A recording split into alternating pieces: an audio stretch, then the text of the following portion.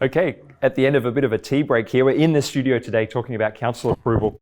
If you haven't already, make sure you go back and watch the first two videos. My name is Colin Frager, and today we are talking about things which may blindside you with council, the blind spots that we see thousands of people make every day of the week, and we want to make sure that you don't make those same mistakes.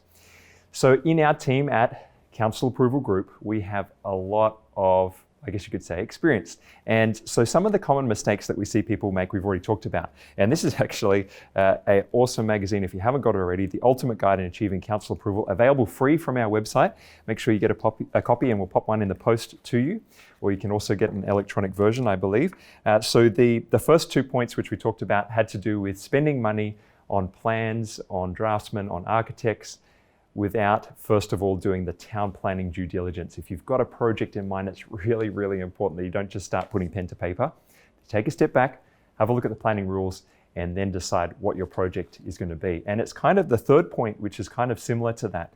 And that is the third blind spot that people make is that they settle too quickly on one development type without fully exploring what their development options are. And we have a separate publication, which I can't actually hold up here today, but you can get a copy of it, and that is case studies. And there's just lots of examples that we have where people come to us and they're just so focused on a particular development type. Say you want to do a granny flat, but what we find is after a bit of due diligence, we say, hang on, well, yeah, sure, you want to have that extra set of income, but what if we're able to subdivide it for you by doing a dual occupancy subdivision? Some people come to us, business owners, and they think, okay, it's going to be a long, hard process of getting council approval. We find a loophole so they can start trading immediately.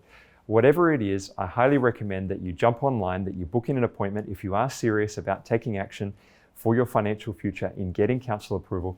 Book a consult with one of our consultants. They'll give you a call at the appointed time, and we'll be able to then have a dialogue with you, be able to hear what your questions are, what you're trying to achieve, and then we'll be able to work out a clear roadmap for you going forward so that you can have the confidence in not getting blindsided by council.